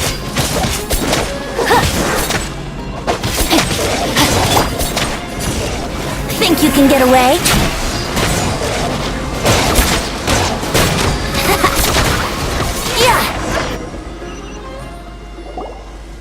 The creature stopped appearing. Was that the last of them? What we fought just now was probably the aftermath of the sandstorm. So we should be safe for the time being. Well fought, everyone. No injuries, I hope. Huh? Who are you? My apologies. I haven't had a chance to greet you yet. I had my hands full taking care of the villages. I am the chief of Aru village. Everyone usually calls me Uncle Anpu. Sir, I am also originally from the desert, but I have not been back for some time now. May I ask if such sandstorms are common? I can't say they've always been common, but recently the storms have become increasingly severe and frequent. Besides sandstorms, we also occasionally get earthquakes. According to an investigator who stayed in the village a while ago, these unusual natural phenomena are related to the withering of Irminsul. Another effect of Irminsul's withering. So, Irminsul's withering causes withering zones in the forest, and sandstorms and earthquakes here in the desert? Everything in the natural world is inextricably connected to Irminsul. These regional symptoms can indeed be a reflection of Irminsul's present state. Everyone in Aru Village needs to take good care of themselves. Speaking of which, why haven't I seen a single village keeper since I got here? Village keeper? Who are they? Village guards like Candace? Does your curiosity know no bounds? Village Keeper is how Aru Village refers to mad scholars exiled here by the Academia. Most of them are scholars who lost their sanity after a period of training in the Avidia forest. The Academia believes that their crazed mutterings may have a negative effect on the psyches of other scholars. So, they're forcibly exiled to the desert. Though if you ask me, it's all a boatload of nonsense. Alas, that's exactly what we've been trying to investigate. One by one, the village keepers have been mysteriously disappearing without a trace. But no one in the village has ever seen them leave. If you're planning to stay around the village for the next few days, I'd appreciate it if you could keep an eye out for them. I've had encounters with those people in the past. I'll see what I can do to help. The Matra are the ones responsible for their exile. Now that you're no longer with them, are you trying to alleviate your guilt and atone for your past sins? I'm fascinated by how you think. Mock me if you will, but if you are guilty, I will eliminate you, regardless of my position or identity. Oh, you're the former General Mahamatra. You must be an expert in these kinds of investigations. Thank you for your help. Is it because you're reminded of Hypatia? Oh, these poor scholars. First they lose their sanity, now this! We need to help get them back home, safe and sound. But, is it really a good idea to tag along with Sino? You seem like you really don't trust him. I'll be grateful for the assistance. No doubt you will do a better job than some of my former subordinates. Let's start by finding a spot to share what we know so far.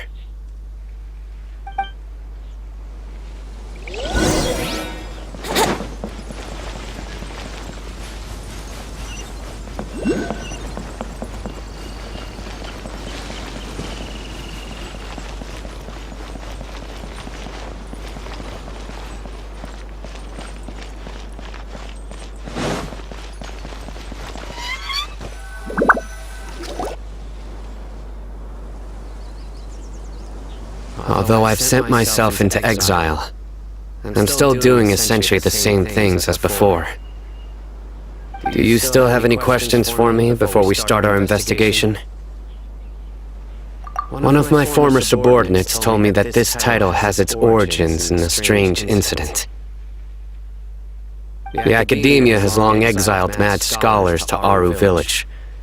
A mysterious phenomenon exists here. When mad scholars first arrive, they are as incoherent and deranged as before. But after spending some time here, they invariably begin to calm down. Initially, the people of Aru Village greatly resented having to take in the mad scholars. But Aru Village was struck by the strongest earthquake in living memory. Seeing buildings on the verge of collapse all around him, the then chief of the village was preparing to take everyone to safety. Suddenly, he noticed a mad scholar crouching in a corner, caressing the ground with his hands. A soft, green light radiated from him, like a divine glow against the backdrop of night. Despite the powerful tremors that ripped through the ground that night, all the houses remained upright, almost as if they had grown roots reaching deep into the ground. In the end, not a single building collapsed, and no one was hurt. After that, the people of Aru Village treated the mad scholars with greater kindness, and began to refer to them as the village keepers. The soft green light? A mad scholar protecting Aru village? What do you make of it, Traveler? Paimon thinks so too. Actually, Sino, do you know if any of the mad scholars continued to wear their Akasha terminals at Aru village? In theory, they would continue wearing them so the academia could still monitor their activities. With that said, the main Akasha system would no longer have any interaction with them. Oh, no wonder! Everything makes sense then! Add in the fact that they calmed down, it was probably Nahida who calmed them. If you are able to draw a conclusion from this one story alone, then it appears you possess much more information than I do. So, what do you make of the story? Really? Lesser Lord Kusanali. What? You don't believe us? Lesser Lord Kusanali was definitely using the Akasha to give her power to the mad scholars! No, it's not so much that I don't believe you. I'm just struck by your reasoning. Lesser Lord Kusanali, the current Dendro Archon. Is she really active in Sumero? The Academia has always placed far greater importance on the late Greater Lord Rukkhadevata. They've more or less ignored Lesser Lord Kusanali, and I've never had any reason to doubt their views. In addition, I've never heard any stories about Lesser Lord Kusanali and her deeds. To me, she might as well have been a god that never existed. No way! Nahida definitely exists! She's a... how should Paimon put it? She's a good Archon who's kind and wise, even if she says weird stuff sometimes. I've spent many years interrogating criminals, so I can easily tell when someone is lying. Good! Then you should know that we're telling the truth! That look in your eyes. I've never seen that from a liar. You two really must have met Lesser Lord Kusanali. How can this be? To think, our Archon has been amongst us this entire time. Alright, now it's our turn to put our skills to good use for this investigation. But easier said than done, especially since we don't have any leads. Maybe we can start by knocking on some doors. Excuse me, are you here to help me find my grandpa? Huh? Who are you? By the sounds of it, a resident of this village. My name is Isak. You'll help me find my grandpa, right? Is your grandpa a mad scholar?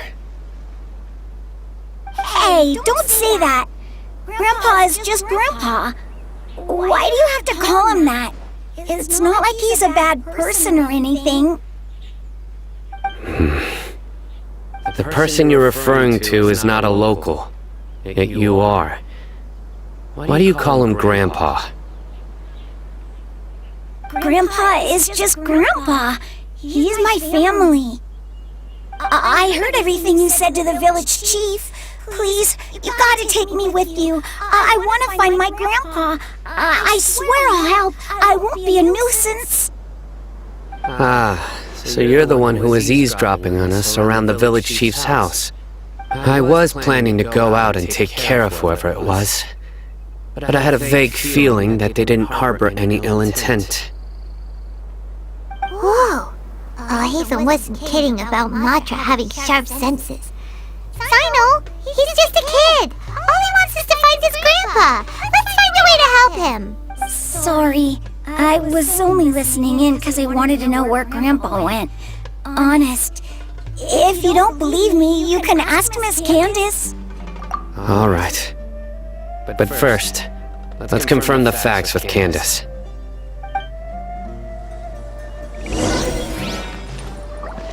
Wouldn't gliding be faster?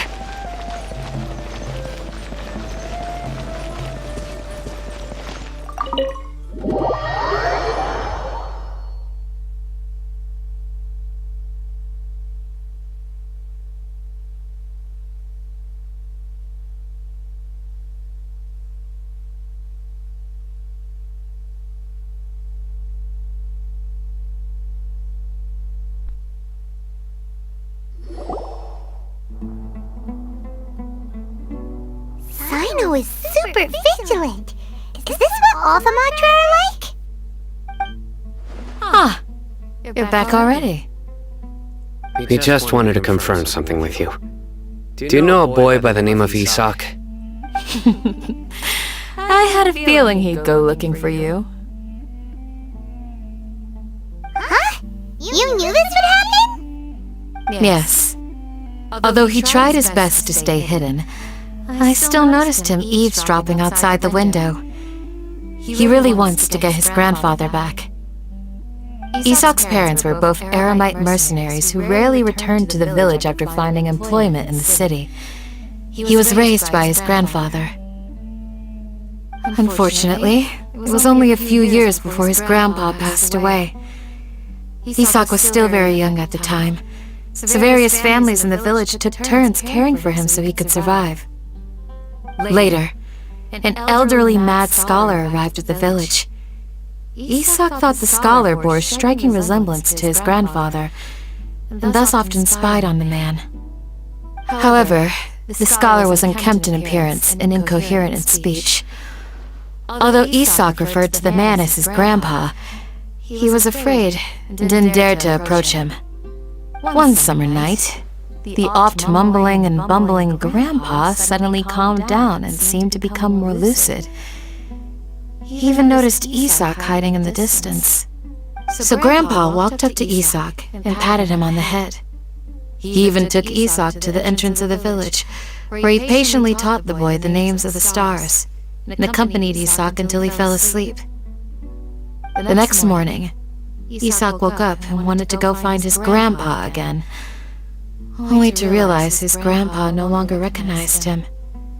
However, even so, Grandpa retained his calm expression.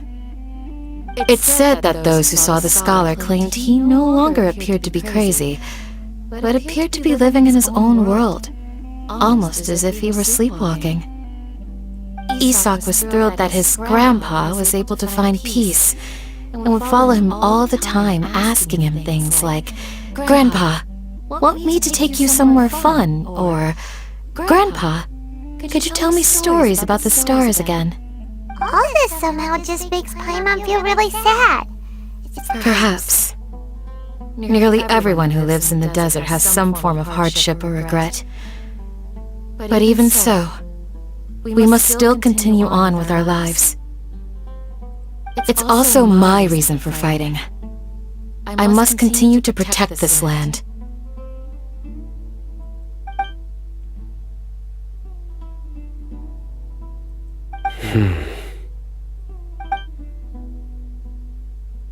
Maybe the people have always had a considerate god watching over them. Huh? What did you say, Sino? No, nothing. As long as Isak keeps his word and doesn't get in our way, we can take along. Perhaps you are more compassionate than I gave you credit for. Please accept my thanks on Isak's behalf, Sino.